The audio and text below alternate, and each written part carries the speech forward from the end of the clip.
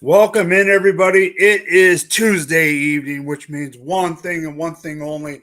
It is me and the boys for another edition of the Fantasy Cheat Sheet presented by Going For Two.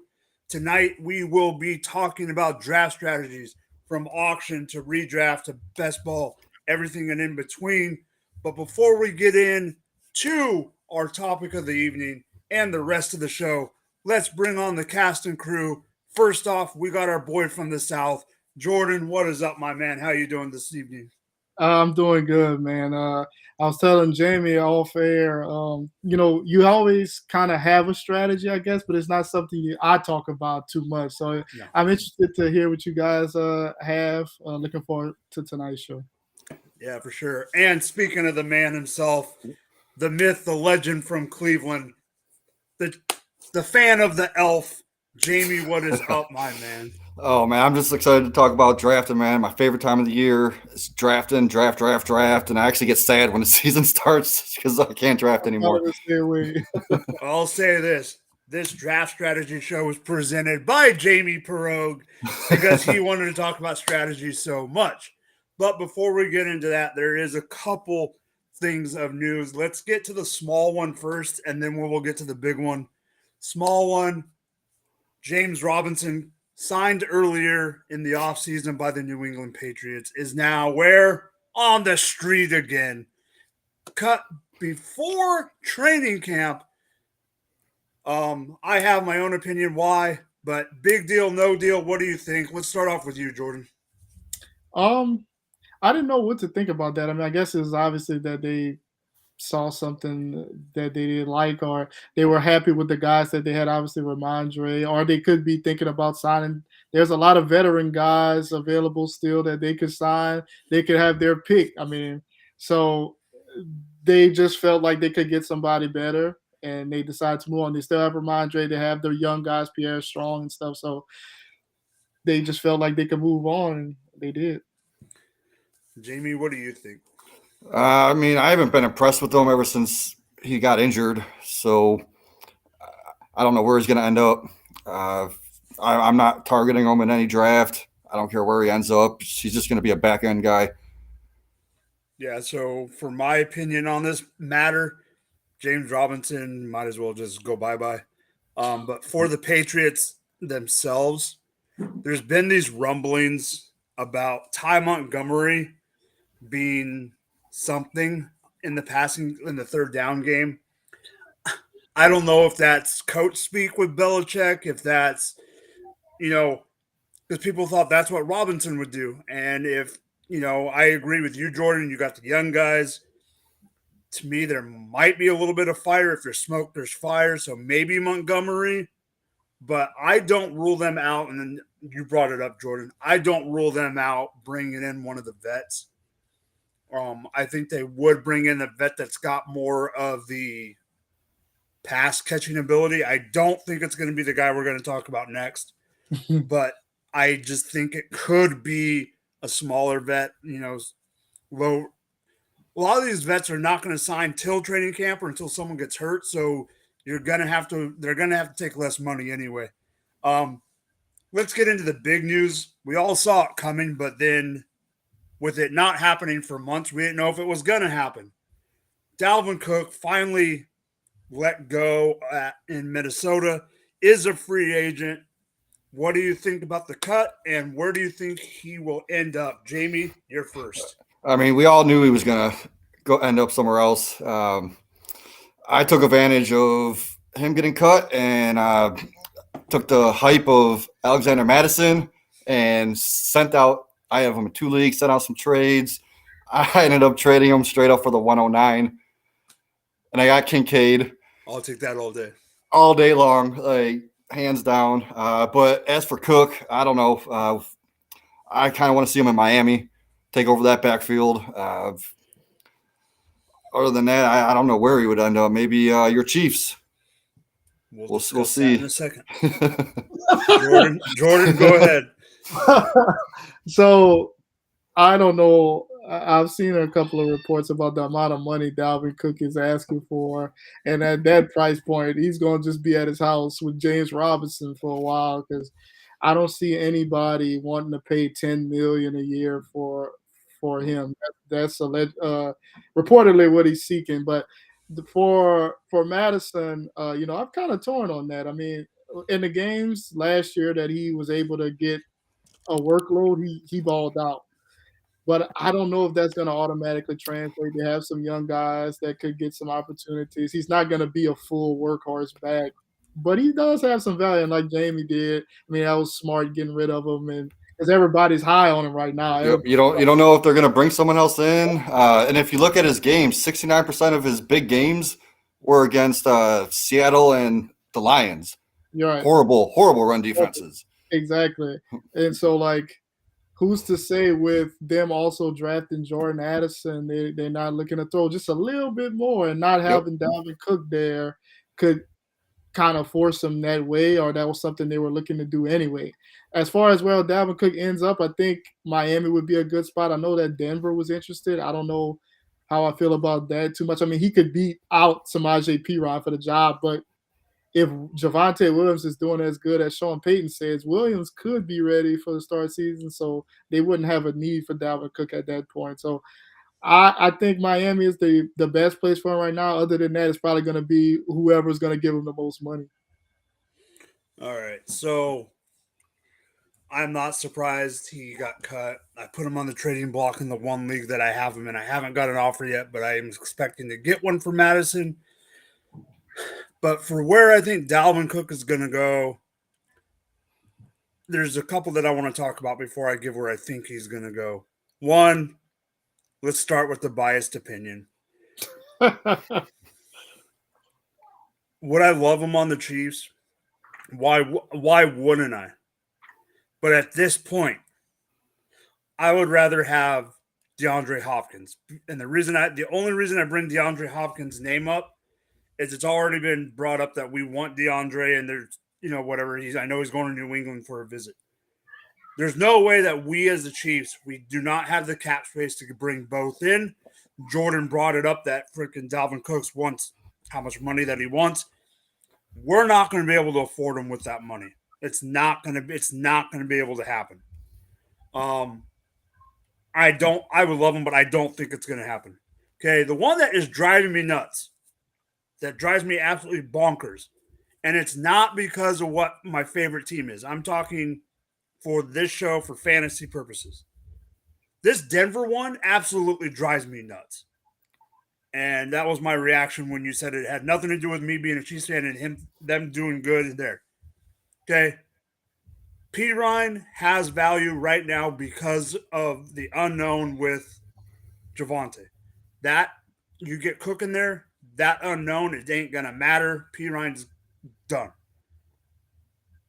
Javonte, like you said, Peyton's been talking up Javonte, and I bought into it.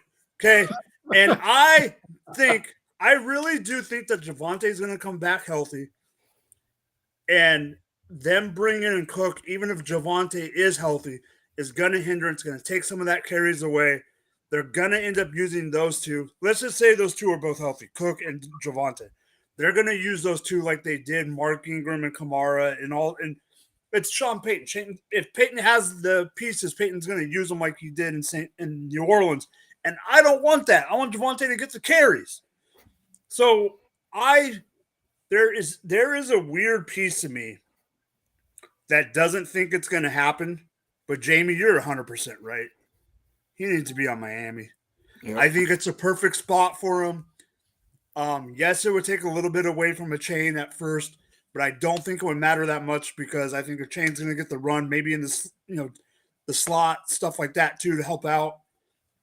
Not all the time, but I mean, Miami hates using the tight end, and now they don't have any tight ends, so they're just going to have to put people out there. Gesicki's not there. They traded Hunter Long.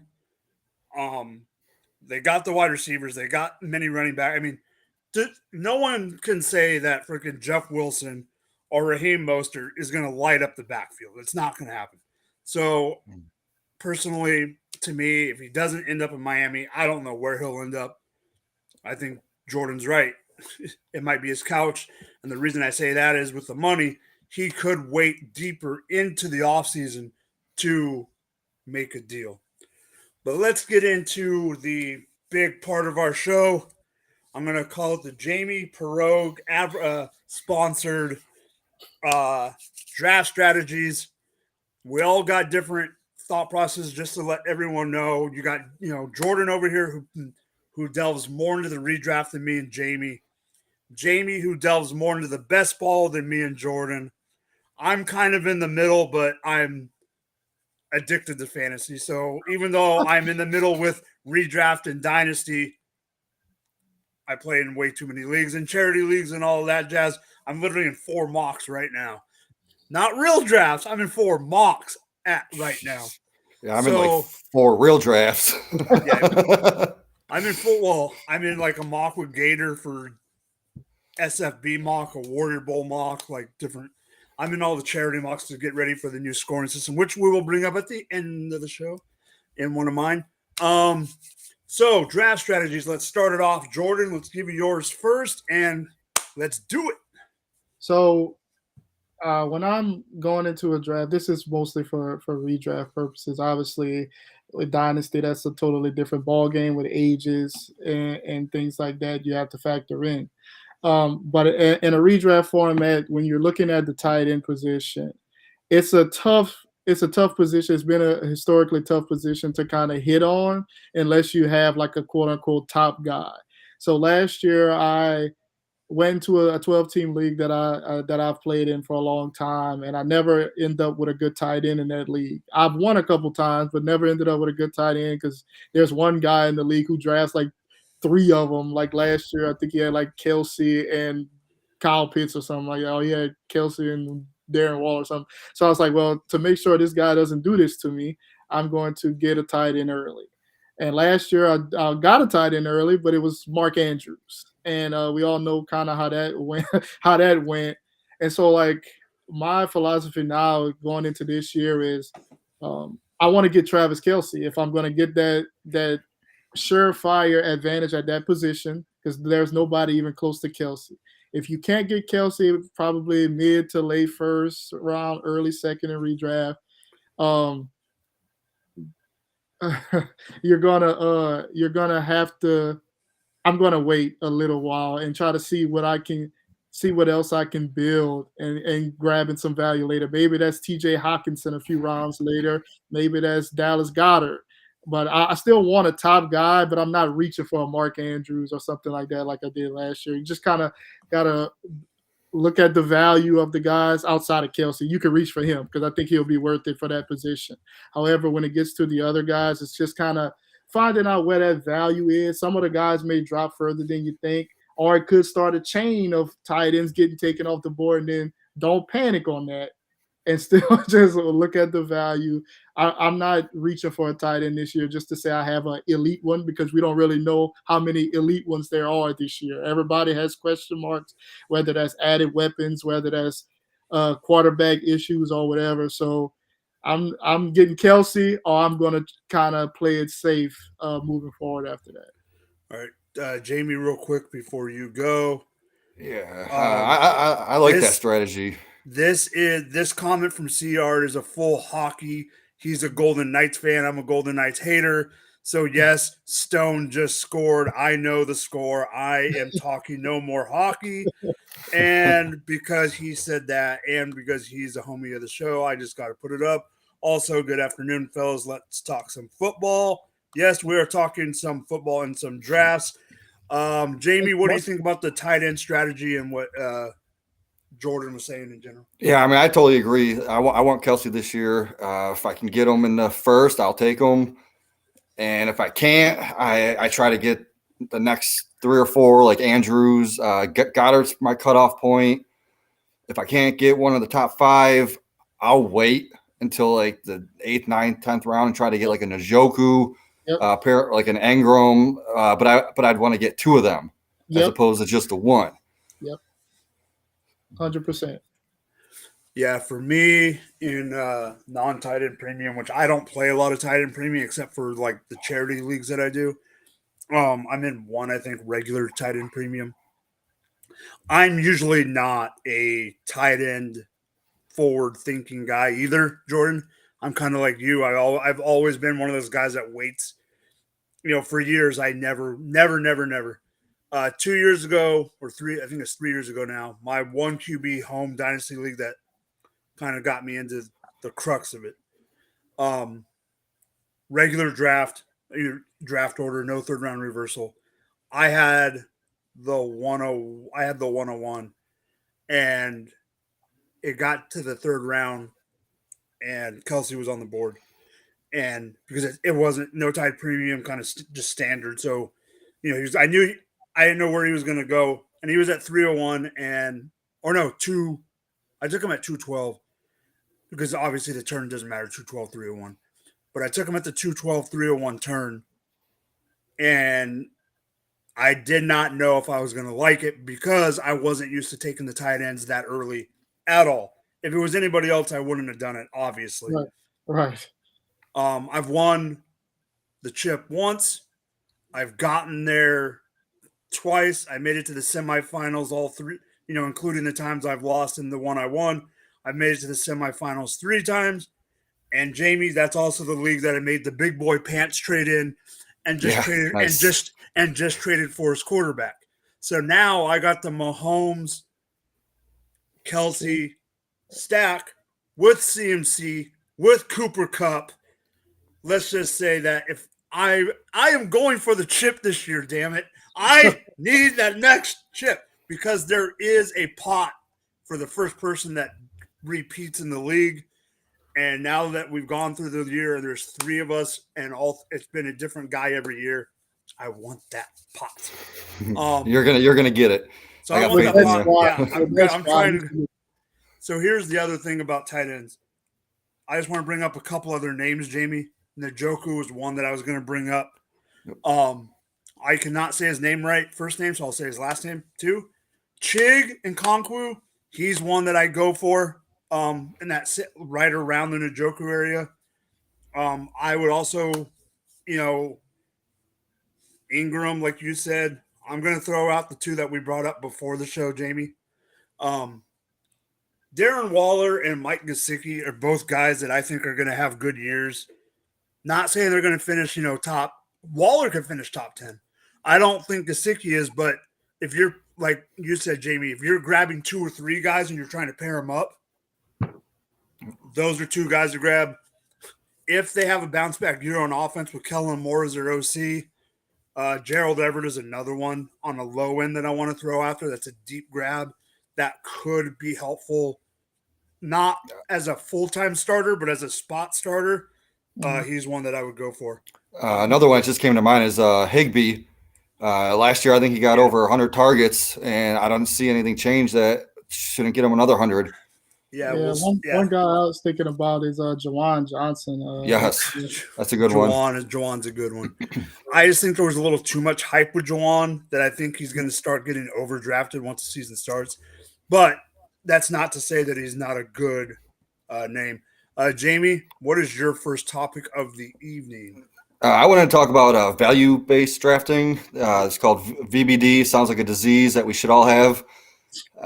So it's we should all have it. Okay. Well, value-based drafting is something everyone should use, in my opinion. It's a strategy that assigns a value to every player, and it compares that player's fantasy points to the fantasy points of like a baseline player at the same position.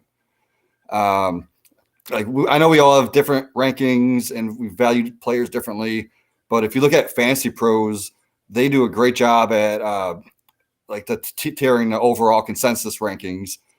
And so if you ever drafted value based, go to Fantasy Pros, check it out.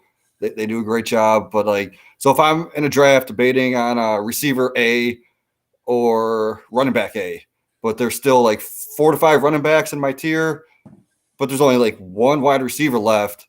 I'm taking that wide receiver and letting one of those running backs fall back to me, instead of taking the running back and then missing out on one of my top tier receivers. And then Like on the other hand, I also consider like I consider the board a lot. For example, if like the rest of the league already has a quarterback in a single quarterback league, and like one of my quarterbacks in the tier falls to me, I'm gonna wait on that quarterback because I know the other guys aren't going to take them. So I'll take one of the remaining guys in my top tier and then just let that quarterback fall back to me.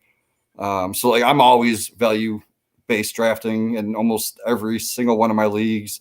Like I don't know how you guys do it. Like, do you guys do it by value or just pick the player you want?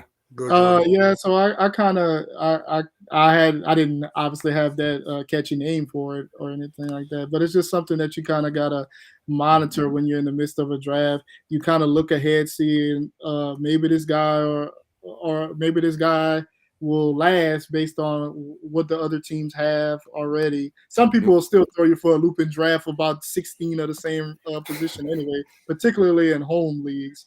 But yeah, I just think you got to kind of watch out for that. Kind of be mindful. That also goes into doing some research and kind of doing it on your own before the draft, leading up to it, kind of comparing and contrasting people that you kind of have an idea who's going to be in the same area. If you do a lot of mocks like we do and stuff like that, you're going to have an idea of like this guy's going here and win. And it'll be some variation when other people get in the drafts as opposed to, when other people get in the real drafts as opposed to the mock. But that is basically a good tool to have, a good tool to use to make sure that you're getting the most out of the values of the guys left and maximizing your team. Yeah, I mean, even like because if you follow the run, you're gonna get caught. Yeah. So like, there's times where I'll be in a draft and I'll have 3 receivers before I take my first running back because everyone else is taking the running backs. Well, I'm gonna take the receivers and I'm gonna have 3 top 12 receivers, and then just worry about my running backs later. Yeah, sometimes that get tricky. If you waited and then they like more running backs than anticipated are going off the board, and you're left with the scraps, but you still have that value at receiver, so that's always a good thing. Yeah, so I totally get your point, Jamie. I'm more tier based, if that makes sense. But that also jumps into my next one, my first one, which is perfect segue. Pay attention to the ADP people, but don't die by the sword of the ADP. Just because someone's ADP is at a certain, say it's at WR4, RB5, that doesn't mean that you need to make sure that you draft them RB4, RB5. One reason is it depends on the ADP you're looking at, because right now, if you look at sleepers ADP compared to, underdog ADP, like I had someone on a mock draft saying, hey, the ADP I saw is blah, blah, blah. But they were looking at Dynasty ADP, and the mock was for SFB. Dynasty ADP compared to a redraft ADP is going to be 100% different. So there's certain, go get your guy too. And I know we're bringing that up later, but the only reason I bring that up in the ADP situation is if there's a guy that you're split, if you're looking at ADP and you're up, and the next guy at wide, and you need a wide receiver, and the next guy is wide receiver 5. Let's say the next guy wide receiver 15, but you like the guy that's wide receiver 18 better. Well, guess which guy I'm taking? I'm taking the guy at wide receiver 18, even if it's the next running back is 3 spots lower, and I like to use the ADP as a guideline. But I see too many people and have heard of too many people that use ADP as like their Bible, and you can't do that because you also need to stay fluid in a draft, and you can't stay fluid in a draft, just like Jamie said in his last topic. If there's a run on running backs or a run on wide receivers, you don't want to always stay in the run. And what if the ADP tells you to stay in the run and you're like, okay, I got to stick to the ADP? The run might burn you, and then you could have easily gotten a second or a third top 12 wide receiver, but you're drafting running backs. Jordan, what do you think about that? Yeah, 100%, man. That kind of it's kind of related to what my topic would be next, but yeah, I don't use ADP a lot because one, I'm not in a lot of league with like guys like you who actually know what they're doing. A lot of times I'm in leagues with my friends and other people, and they just take whatever. Like they'll take crazy, and so ADP doesn't matter. I can't afford to wait by the numbers because that player will be gone. So like I can't. That's not really an accurate tool for a lot of people who are playing in like home leagues and stuff like that because nobody in them home leagues really following that based on my experiences. So that's just you can't do that. You gotta do more of a value system and kind of do based on the own research that you've done beforehand because ADP will have you with anticipating guys being there and then you plan for that and then it's not there and then you got to pivot on the fly. Jamie? Yeah, I 100% agree. Like I follow the ADP, but I don't go by it a lot. Like if I'm in the middle of the round and I'm like, oh, these two guys, their ADPs the next round. Well, I'm going to take one of them right now, but I'm going to kind of calculate it out, see which one I think will fall back to me.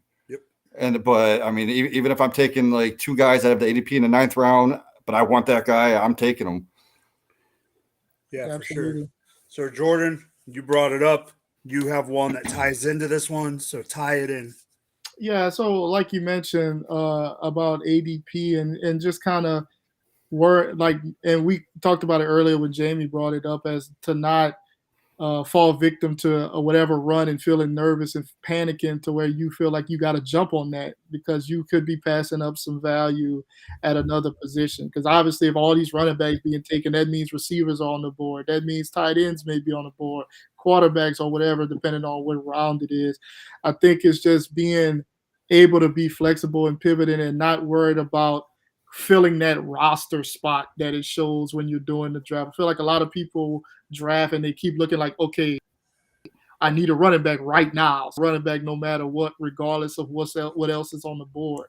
I think it's just being flexible and learning that they're going to have running backs later and like get the best player now and then figure the rest out at the time. And so not being stuck to filling out the roster and looking at, okay, I need 3 to fill these spots and I'm passing up like value at receiver. So just doing that and since we kind of talked about it several times already, I wanted to add just another quote unquote strategy, I guess, is later in the draft if you're drafting and you see something or you don't see anybody that you like or you don't see any value, try to take somebody with upside. It's a dart throw at that point anyway. So I'd rather take a chance on somebody who has the potential than like a third starter who has no path to any type of production, but he's like above him in the rankings. Take some upside and then live with it. If it doesn't pan out first 2 weeks, cut him and get somebody else. But just try to make sure you have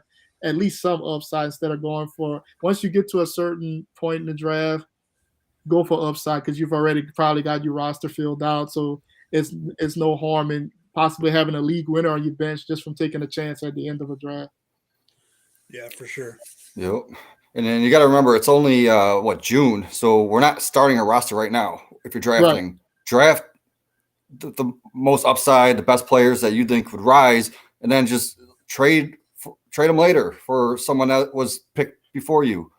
So like Nick Chubb, like if he goes in the middle of the second, and I see a guy that's at the end of or beginning of the third, I could trade him later on in the season for that Nick Chubb.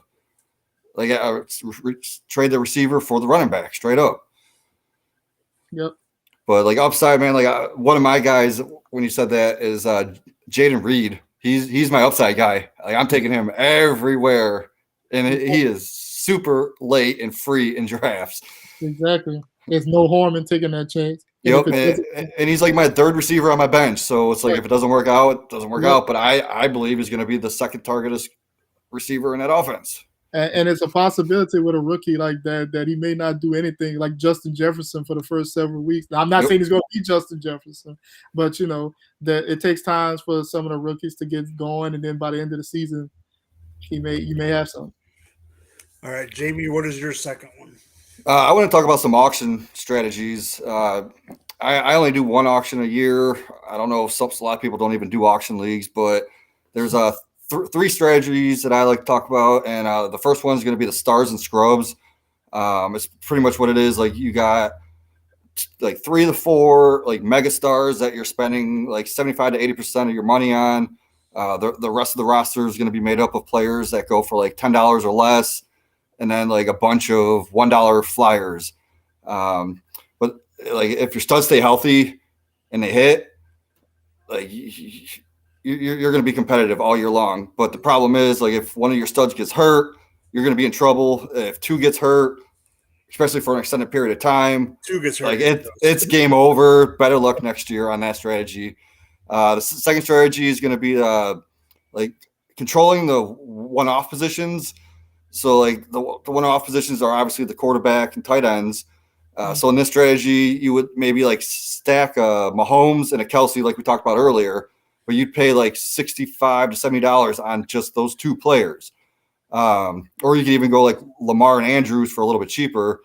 And then you got like plenty of money to buy other, like a top player, like maybe spend it out over like 3 $25 guys.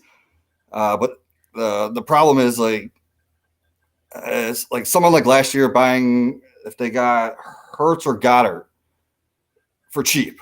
Like think about that stack compared to like a Mahomes and Kelsey that they overpaid for. Like they're going to have a lot more money left to buy those studs, but they're putting up numbers like Kelsey and Goddard or Kelsey and Mahomes. Or like this year, you could even say you could save money on Lawrence and Ingram. Like that would be a good stack, and then just put more value in the other positions. So I'm not a fan of that one, but the third one would be like the balance approach, which is my favorite. So you're getting like 3 $30 players, a couple $20 players, and then you go cheap on like quarterback and tight end. So that, like this strategy seems to work when you hit on like one of those studs that you think is going to outperform their IDP. Like I seem to lean towards this approach more with like a mix of like a stars scrubs, where like I set a dollar amount like that I want to spend. So like I put like 45% of my budget on wide receivers, 35 on running backs, and then like $10 each on quarterback and tight end. But if I overpay on a receiver like I did last year, I overpaid on a receiver. Like I just took a little bit of my budget out of my running back budget. But then if I save on one of those running backs, I can just put that money right back into that budget. But most important thing is like in auction, never leave money on the table. Always spend every last dollar. Another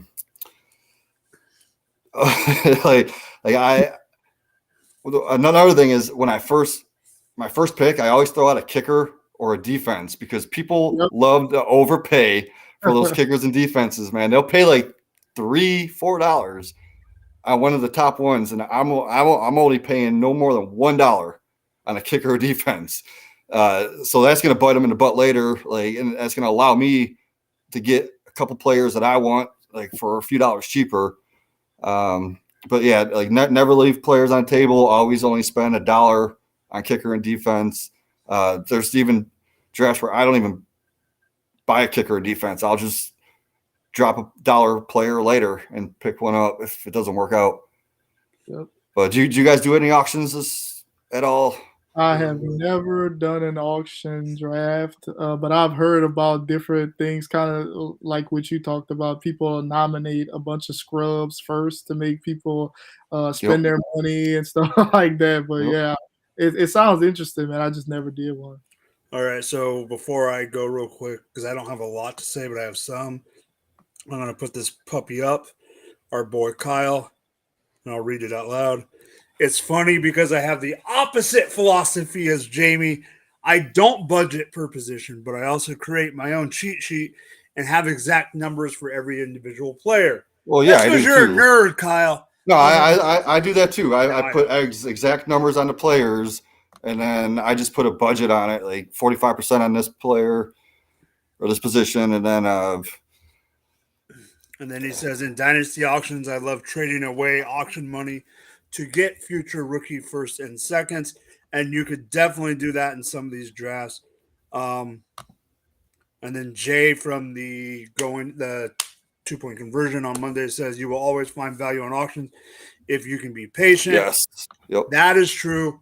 I haven't done auction in a little bit, but I did a redraft auction a couple of years ago, and I went in saying that I was going to get an anchor of a couple positions, and I ended up going heavy on wide receiver. But I did the same thing where I went stars and scrubs, but Jamie went super heavy on wideout, and that was the year that Michael Thomas decided to have the glorious slant boy year. And I think I had Devontae Adams, Michael Thomas, and somebody else at wide receiver. I think I had a decent tight end, but my running backs were worse than the running backs for some high school team that is playing across the field. It was bad. I do like these stars and scrubs to get those top guys. I also, one thing, like you mentioned, the whole, defensive thing. The other thing you do is you nominate people that people are going to push up, even if you don't want them, to get people to use that money. If you can bluff somebody and go, hey, somebody, I'm just going to use an example. Let's say Chase is up for nomination and it's going up, and then you don't really want Chase, but you throw a bid out knowing that the person loves Chase and will keep bidding up. Obviously, you got to stop before it's too late. But if you can play poker, you can play auction fantasy. And we'll go up another one. Kyle says, I understand, Jamie. I do agree that I might budget a minimum amount on positions like kickers, deep, tight ends in order to maximize the funds for the other three. That makes sense. Kyle, we all know you love a good auction. And Kyle, when we have a contract league, that's when we know we're totally in Kyle's wheelhouse. Kyle in those contract leagues. So my next one, I'm talking about auctions, I forgot what I was doing. I used to do this more. I've done this in the past, but with the way the league is going with how they are using running backs, I am not a big zero RB guy. It just scares me. I have done it, but it's scary because you just got to live with the bed that you make. But what I've been using more lately, and this is the topic I want to bring up, and that is the hero RB. So and I'm talking more one QB, but you could do it for super flex too. Like Jamie mentioned in one of his past topics, if you can go and in any way get 2 or 3 top wide receivers, you can do it these days. One of the ways I would do it, and I did it in a startup, is I picked up a quarterback. It was super flex. I picked up a QB. Then I picked up JT in the second.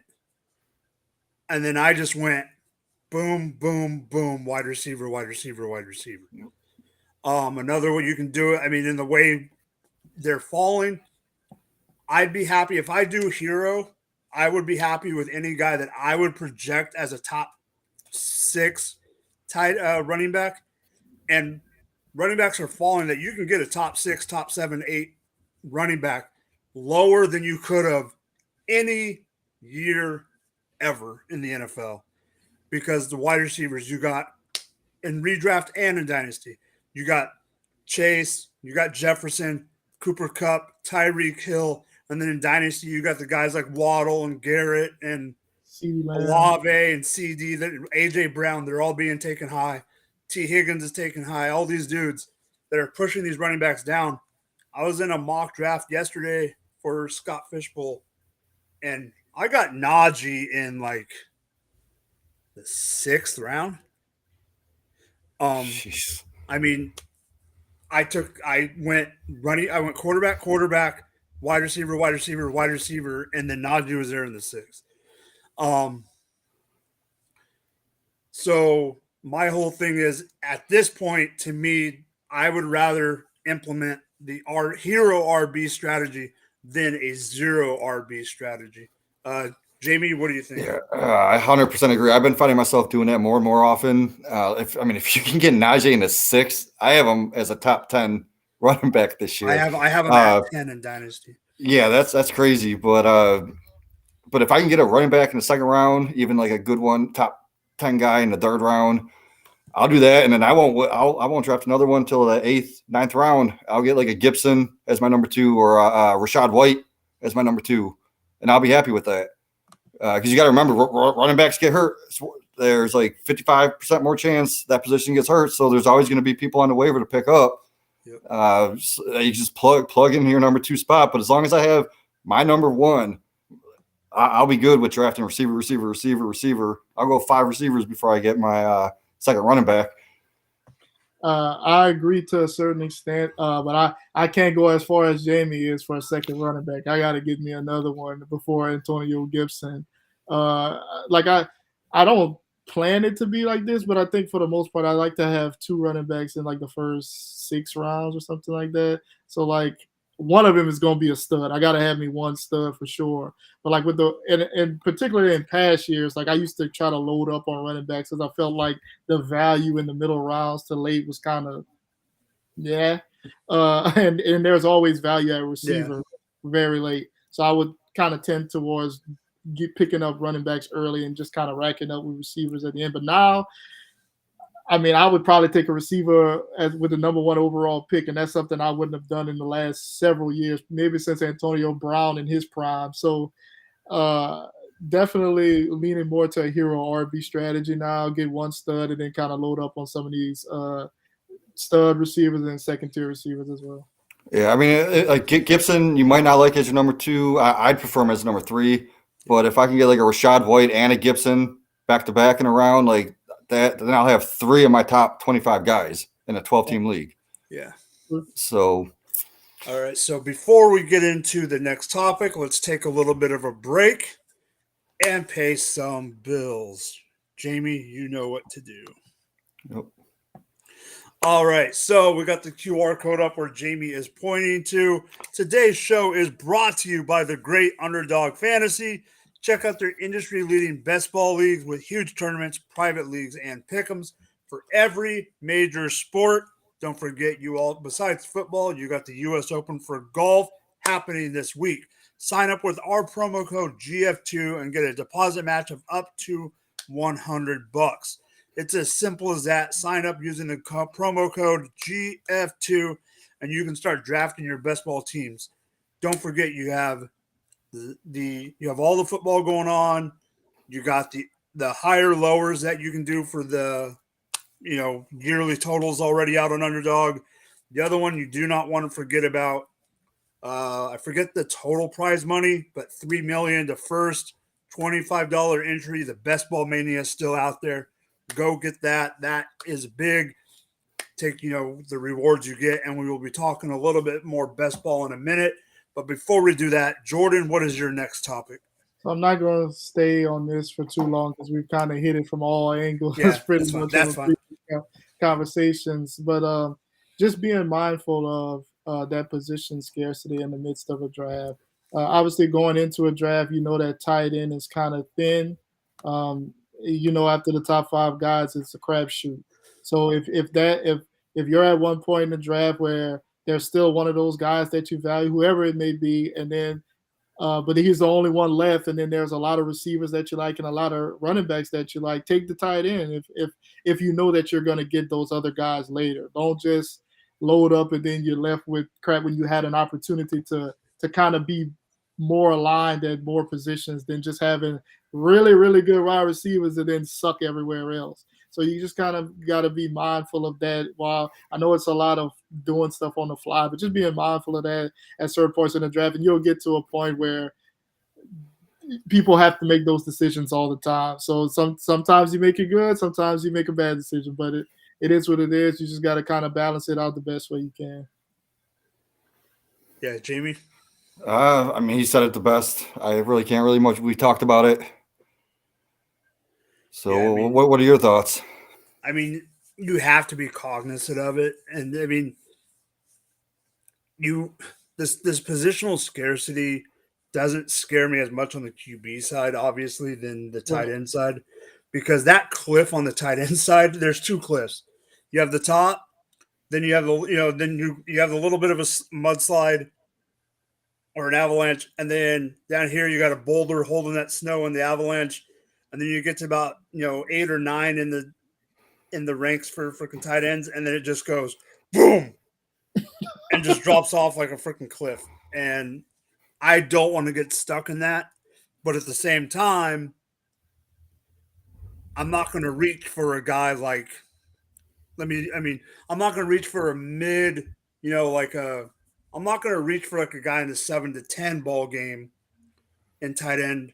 Like you said, Jamie, Goddard's probably my cutoff. I like Pat Freiermuth, but I'm not going to reach for Freiermuth just because of the scarcity. That's when you wait and get the guys that me and you brought up earlier. Yeah, just let the value fall. Yeah, just let the value fall. Yeah. And then pick up 2 or 3. Okay, so this is pretty much like it's called a relative position value, the RPV. Yeah. The Fantasy Black Book by Joe Pisapia from Fantasy Pros. He does an awesome job. If you go buy his book, it's actually pretty cheap. It's like $8. You get it downloaded on your Kindle. He explains the RPV to the T. So that's pretty much what we're talking about now, the relative position value. Yep. So I recommend going to get that. And I did get a spot in the Black Book for the going for 2. We got an ad. So nice. Go ahead. Yep. Go ahead and click on that ad, and you'll see our website pop up. All right. So we had the read for underdog a few minutes ago. And now, Jamie, I know you are the underdog man, the best ball guy of the show. So go for it. Like I'm always drafting best balls constantly, sometimes 2 to 3, even 4 at a time, doing the slow drafts, obviously. But like I never go into the best ball with a set plan or strategy. Like I'm always willing to pivot as needed, depending on like where I'm drafted. Like sometimes they put you in the middle, and like you don't know until the actual draft starts. I like to let the value fall to me. And like on underdog, you start 1 quarterback, 2 running backs, 3 receivers, a tight end, and a flex, and then you get 10 bench spots. So I like to build. A lot of my rosters are like 2 quarterbacks, 5 running backs, 8 receivers, and 3 tight ends. Because you got to remember those tight ends can be put into your flex spot if they hit. The one strategy that I see that fails the most is when they go 3 quarterbacks and only 2 tight ends. Those don't seem to make it very often. But there's times where like I'll get like 4 of the top running backs, and then I'll just go 4 running backs the rest of the draft. I won't even worry about it. Like I won't even draft a backup. I'll put my extra running back that I usually go to into the receiver. So I'll have 9 receivers and 4 running backs, but it all depends on who's on the team. Like if I have 2 running backs that are kind of sketchy, I might go 6 running backs altogether, and then like take one of the tight ends out. But I mean, it all depends on what you're doing. And then there's like the correlations where you want to stack your players. So there's times where I was debating, do I go Njoku or do I go Ingram? Who's my quarterback? Do I have Watson? I'm going Njoku. Do I have Lawrence? I'm taking Ingram. Yep. Like I love doing stacks. I'll even double stack sometime, even triple stack with the like receiver, running back, tight end, even 2 receivers on the same team with the quarterback. It varies. It depends on what falls to me. And then once I get my core 3, 4, 5 players, then I'll come up with some kind of a strategy on where I'm going from there. But I'll end up with over 100 drafts by the end of the season. Yep. You could do it for $3, $3 drafts on underdog. And it's fun because you could even do a 3-person draft. And like, with those, the strategy changes. Like my first pick in the 3-team draft is always Kelsey. every single time. Even if I have the number 1 pick, I'm taking Kelsey. But you just want those studs, and you could wait on running backs because you could go the whole draft without taking a running back, and then you can still get like 4 or 5 top 20 running backs Yeah. because it's only 3 people. So like Yeah. I'll have like 5 of the top 10 receivers and just wait on the running backs, and I'll even reach on like Mahomes early in like the 4th, 5th round in a 3-person draft. Like, but what do you guys do? Do you guys play a lot of underdog? So No, I don't play a lot, but what I would say with best ball in general, because I've done some best ball with, even one of our dynasty leagues did a best ball a couple years in a row. The one thing that you want to be mindful of, and I know you are, Jamie, mindful of when it comes to best ball, and especially I'm not talking the 3-man, there's different strategies when it comes to 3-man. But when you're doing like a 12-man tournament or you're a 12-man league or these bigger tournaments that have, I don't want to say the ones that have like, 10,000 people, but like, even 500,000 people in it, because there's different ones. There's the best ball mania, then there's the puppy, there's all these other ones. There's different amounts of people.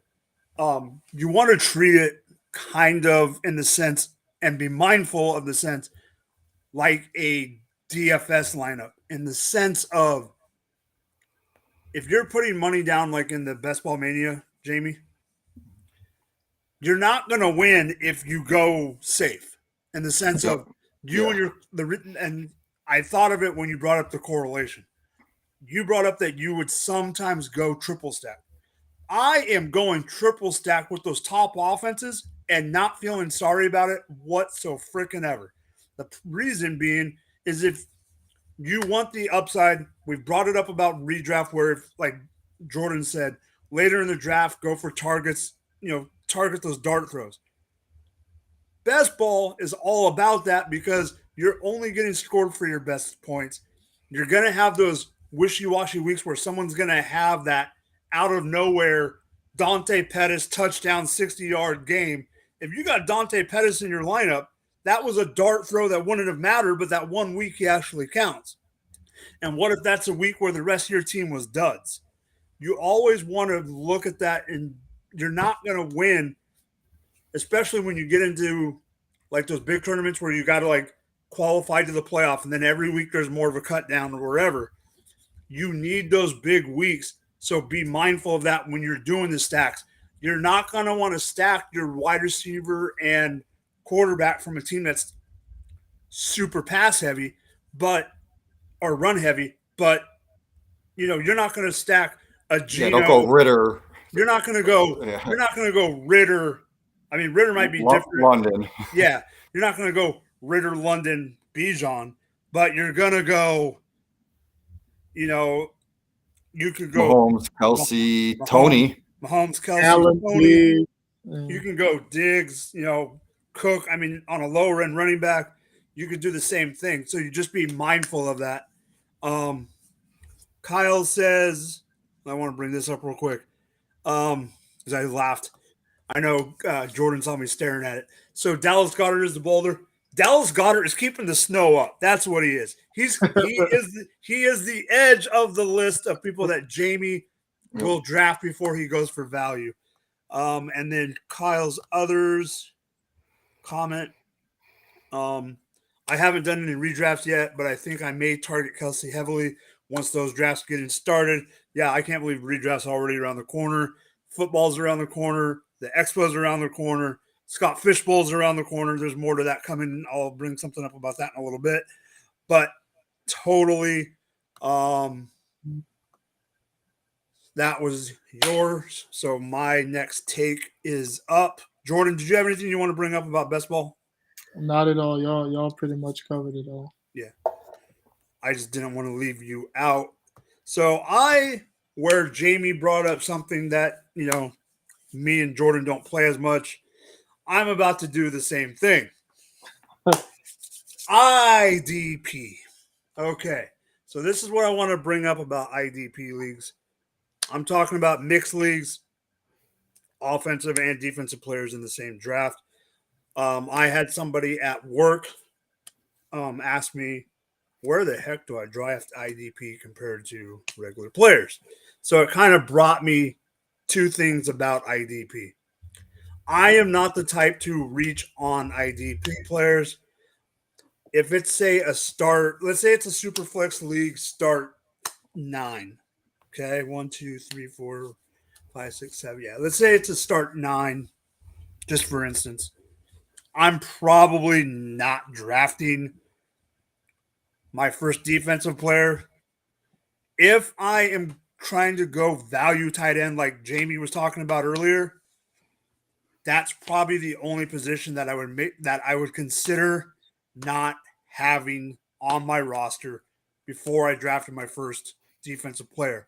Depending on who the defensive player is, I'm not going to reach for him if there's a tight end there, or I've even drafted backup wide receivers before my first defensive player. But if you can get a stud like a Micah Parsons, like a Nick Bosa, like some of the top safeties, which I'll get into in a second, those are the guys that I would target. You can always find value later in IDP, in my opinion. And so that's part of it. The one thing I want to bring up about positional wise, talking about DBs, do not go for cornerbacks at all. Nope. Okay. In a startup that I'm in, I saw Wade and the guys that weren't heavily involved in IDP yet. I saw way too many corners go off the board.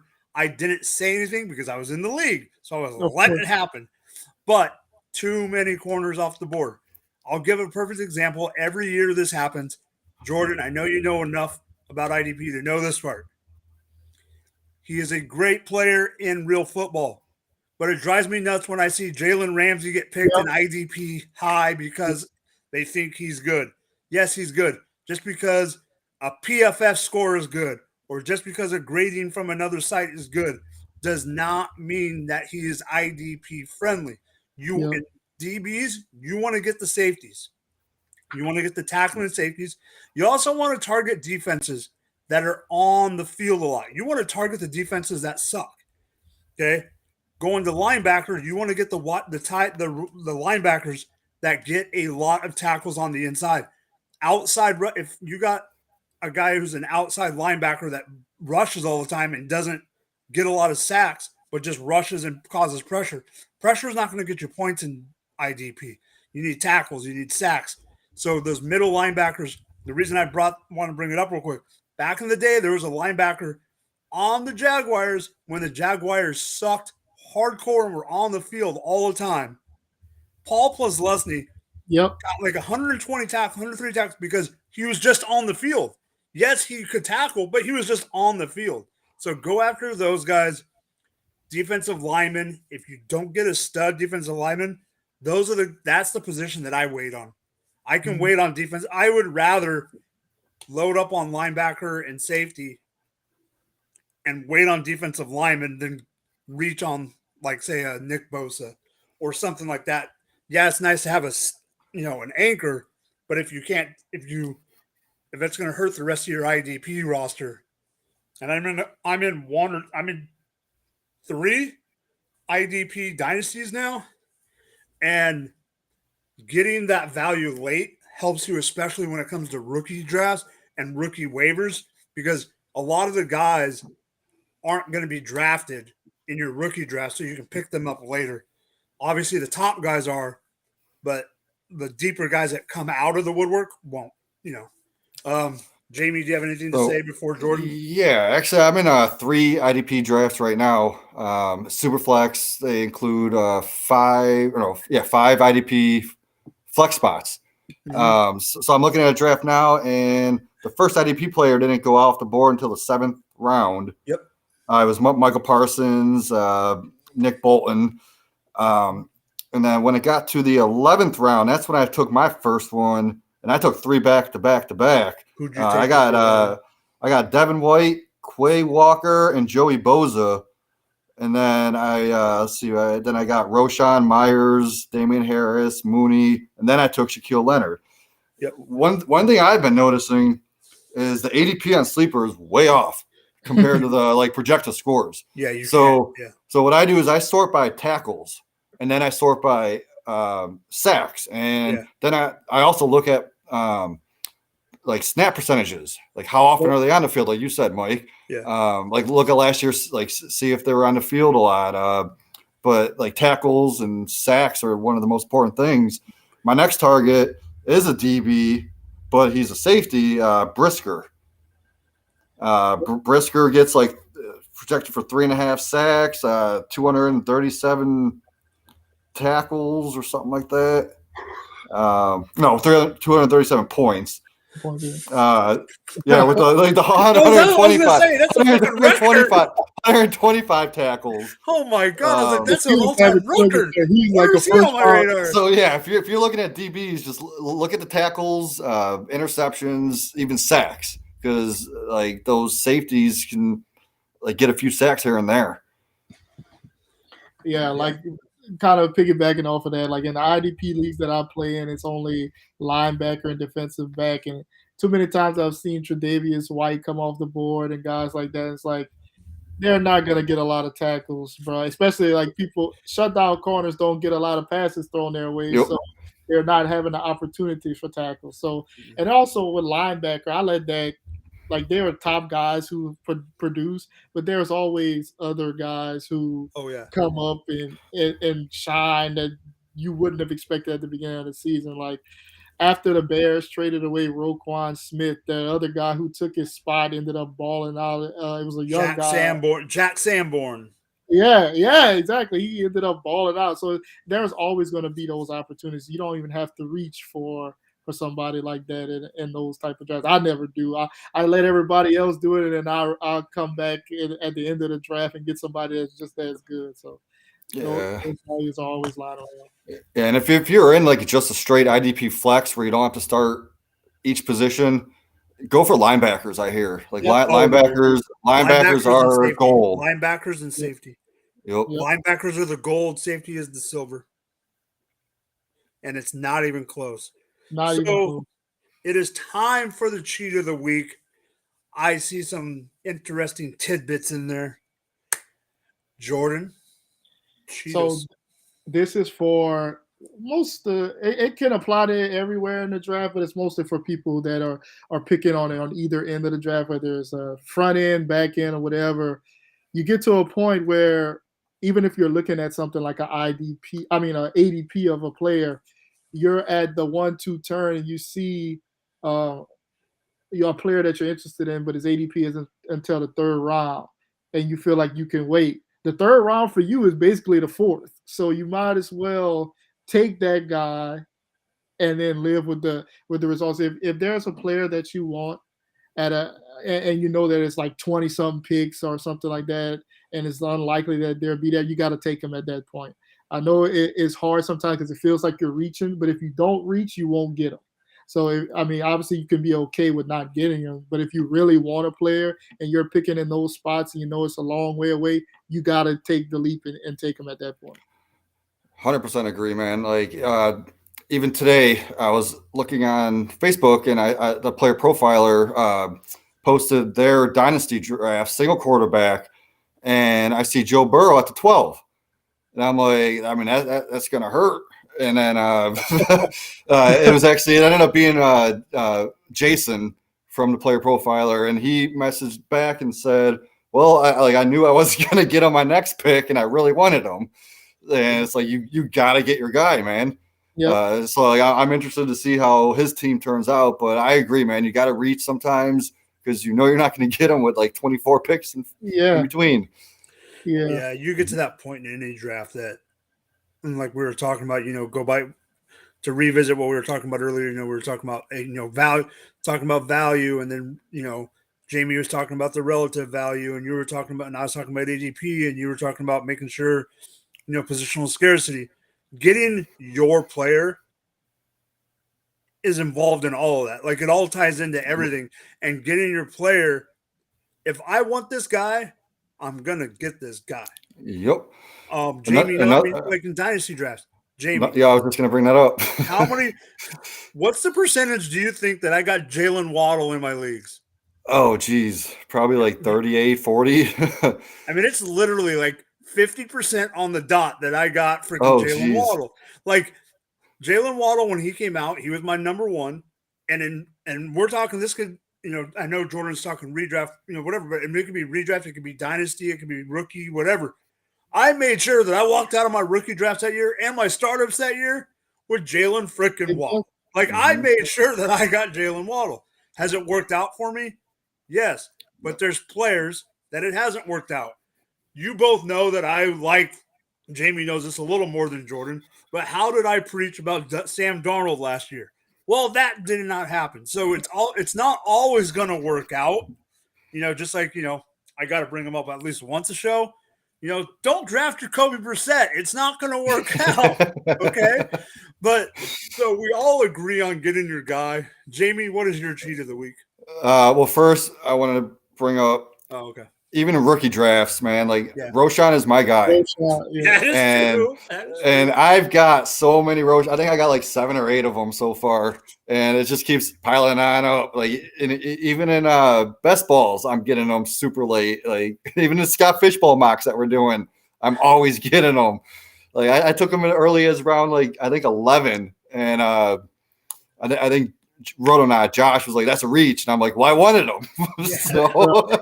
And then that was my guy. The very next draft, I was waiting on him. Josh, I think I think it was Jeff took him in the 12th round, and I'm like, "Well, I would have took him in the 11th, and now I can't get him." Yeah. Well, Jeff is going to steal him from you on purpose. Yeah. So my cheat of the week, it's just a tip. You got to know your rules, man. You cannot go into a draft not knowing your rules. Like, fantasy football is so simple. The goal is to what? Score more points than your opponent. But knowing the best way to, score those points is the key to winning. Like, is it PPR? Is it half PPR? Tight end premium? Do you get points per first down? Do you get 40-plus yard bonuses? Some people don't even look at that. They just go into the draft thinking, oh, it's normal. Also, you got to know your roster settings. I was in a draft. I almost drafted Mark Andrews in the 5th round. I'm like, how is Mark Andrews still here? I look at the roster. It's like, oh, you don't have to start a tight end. That's why. Say if you get 40-yard bonus for a touchdown, I look at receivers. I would elevate Olave. Those guys that get those deep passes and air yards. You got to look at the air yards. Even guys like Dobbins with the breakaway run rate that he has. You want those players at the running back position with those breakaway run rates to get those 40-plus yards. Then if you get points for first downs, I also target short yardage running backs later in the draft, or those possessional slot receivers late in the drafts, like a Tyler Boyd or even like a Tony earlier. Those guys are going to pile up first downs. And even what's his name? Not Bijan Robinson, Brian Robinson. Brian, he was top 20 in first downs last year. So in that scoring system, he's going to score more points. And he's a guy that I don't even look at. If he's on the draft board, I pass him over. But if it's if you get points for first down, yeah, I'm more likely to take him. Or even like a Tanks Bigsby this year, who I think is going to get those short yards runs, and they're a high-powered offense in Jacksonville. So who knows if he's going to be in that top percentage. But yeah, also know your rosters. Is it super flex? Is it tight end premium? Do you start 2 or 3 receivers? All that matters when you're drafting. Because if I start 3 receivers, I'm more likely to take 3 receivers and 1 running back. But if I only start 2 receivers, I might go even 3 running backs and 2 receivers before I even take my 3rd receiver. Right. It all depends on roster construction, even the value. Just put everything together that what we talked about today on the show. Jordan, do you have anything to add about? Yeah, I agree 100%. Something as simple as know your rules is very simple advice, but it can go a long way. Because that'll be the difference between, you may have a tiebreaker of somebody that you're trying to choose between. And if it's a point per first down, Derrick Henry may have more value than somebody else.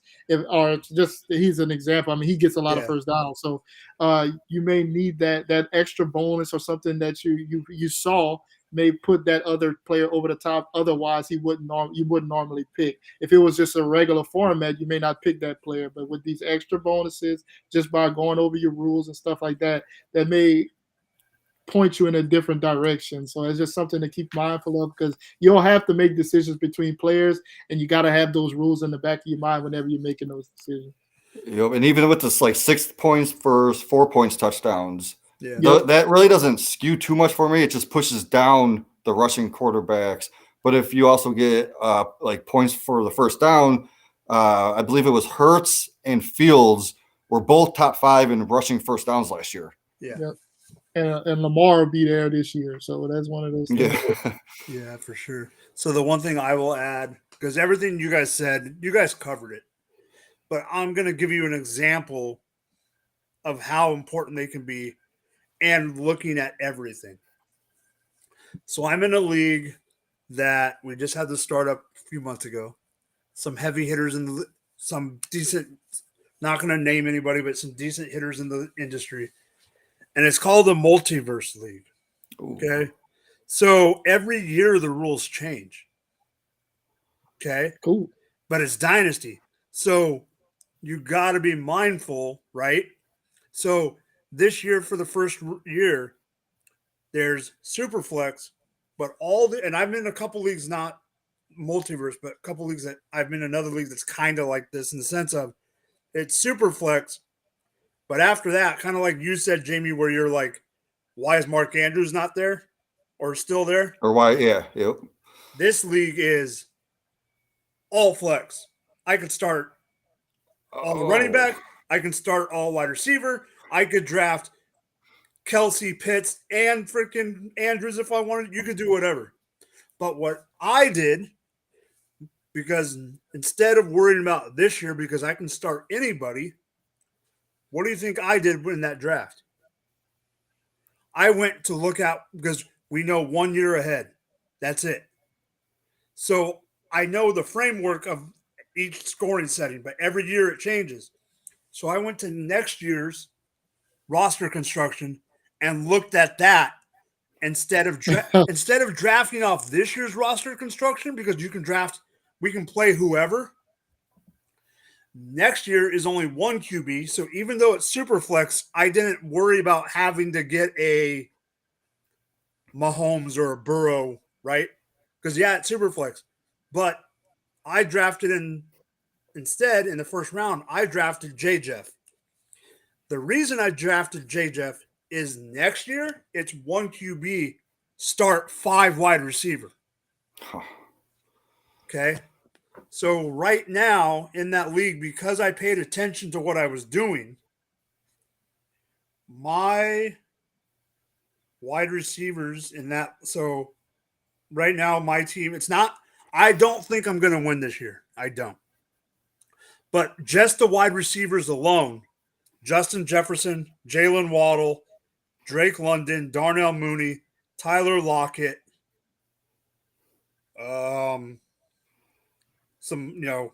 Russell Gage, not great, Chris Godwin, and then I also got Tyler Scott, Xavier Hutchinson. You know I love Xavier, Jamie, and I got Jaden Reed. So just to and JK is my number 1 running back. So I went knowing. The only reason I brought that league up is knowing the rules in that league and paying attention even a year out helped me draft this year, because there's teams that have a whole bunch of they're going to probably have to trade, where I'm going to be sitting there going, okay, if you want something, you're going to have to come get it. And then I can maybe pivot off of a Waddle to something less and get another pick, or, whatever I have to do later on. I mean, J. Jeff might be the only guy that I'm going to say is untouchable. But other than that, I mean, you guys both said what we needed to say. So that league sounds super fun. Yeah, I was listening to I think it was Kyle's podcast, the full press. Tilt. Yeah, full press. No, full press. Yeah. And there was an episode they did about a copycat league. And I was kind of confused on that, but it sounds kind of cool. And imagine doing a copycat league with the multiverse combined. That would be nuts. That would be crazy. Okay, so for my cheat of the week, I want to talk about Superflex and the second quarterback part of a Superflex. But I also want to say that one of the reasons I'm bringing this up is because of all the mock, like Jamie knows, and Jamie's been a part of them too. All the mock drafts that we have been doing for Scott Fishbowl. So look out for those. Hashtag SFB13 on everything you want to put in on Twitter. Support Fantasy Cares. Go look at they got some good merchandise with all the logos on it. And all that stuff. I just wanted to say, Scott, with all the charity, I know go to the GF2 Discord. Jeff is also raising money for the charities for the Scott Fishbowl. So go to the Discord, hit up Jeff in there, and go donate if you can. So I just want to bring up that before I bring up my topic. And my topic about the two quarterback is you don't always have to go back-to-back QB, okay? There's ways to do it. If you look at your roster construction or the way the draft's going and a guy falls to you, take him. But just like Jamie and Jordan and me have all said all night long on different stuff, don't go with the run just to go with the run. In my Scott Fishbowl last year, out of the first 24 picks, I think it was like 18 or 19. And at one point, you got to sit there and be that guy that's like, hey, I'm going to take that number 2 running back or that number 3 wideout and start the new run. You can get a team with a lot of good players just waiting, especially in redraft or in the Scott Fishbowl. That's what I'm focusing on. You don't always need to have that boom, boom stat. So in a mock that I am in right now, is it the one I'm in right now? Yes. So I'm at the 104 in the mock. I went Josh Allen at 104. But then coming back, and it is third round reversal. So at the 209, I took A.J. Brown. I could have taken Daniel Jones, Dak Prescott, Tua, but I still took A.J. Brown. Then third round comes around, and I could have taken Anthony Richardson. I could have taken Kirk Cousins, guys like that. Well, no, because guess who was there at 103 or at 3.9, and that was Garrett Wilson. So I take Garrett Wilson at 3.9. Then at 4.4 is when I just at 4.1 Dallas Goedert went. And the only reason I want to bring up that was my cutoff. I went, okay, I am waiting on tight end. I decided right then I'm waiting. But at 4.4, guess who was still there, Jamie? Geno Smith? No, not quarterback? Not quarterback. Oh, who would I take at 404 if he fell to me at any spot? Probably Waddle. Jalen Waddle was at 404. So my first 4 picks were Josh Allen, A.J. Brown, Garrett Wilson, and Jalen Waddle. Then at 5.9 was J.K. Dobbins. Then 6.4 is where I took my second quarterback. In redraft, Scott Fishbowl, where there's no negatives this year, Jamie, I will take Derek Carr at 6.4 every day of the week.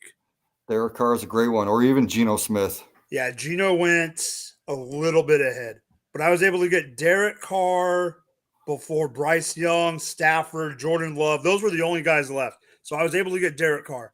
Then I went Christian Watson. Then I went Pat Freiermuth. Then I went Mike Evans, and I just took Mac Jones as my third because everyone took everybody that even a couple guys that shouldn't have been taken. My whole point with this is you don't – yes, it is – if you can get like a top – if you can get 2 quarterbacks in the first 3 rounds of Superflex, do it. But don't do it just for name value. If the value is there at other positions, like getting a Garrett Wilson and a Waddle in the 3rd and 4th round, would you rather have Garrett Wilson and Jalen Waddle or Jalen Waddle and Anthony Richardson. I would rather have Garrett Wilson and Waddle with Yep. Carr as my second quarterback. Yeah, so I'm actually in a draft right now. I had the 12 spot, and all the quarterbacks were taken except for Jamar Chase and Jefferson. Watson was the only one there I liked. I could have took Tua, could have took Daniel Jones, could have took Cousins, just to get a top 12 quarterback. But I went Tyreek Hill instead because he's my number 3 receiver. There's 2 picks in front of me right now on my next pick, and there's only 2 quarterbacks that went in between all those picks, and it was Tua and Jones. So I'm sitting there 2 picks away. I could get Anthony Richardson. I could go safe with Kirk Cousins. And then I could reach on one of the receivers because you know how I like to go receiver. But I'm looking, I don't see the value there. Like, I don't want London. I don't really want Debo.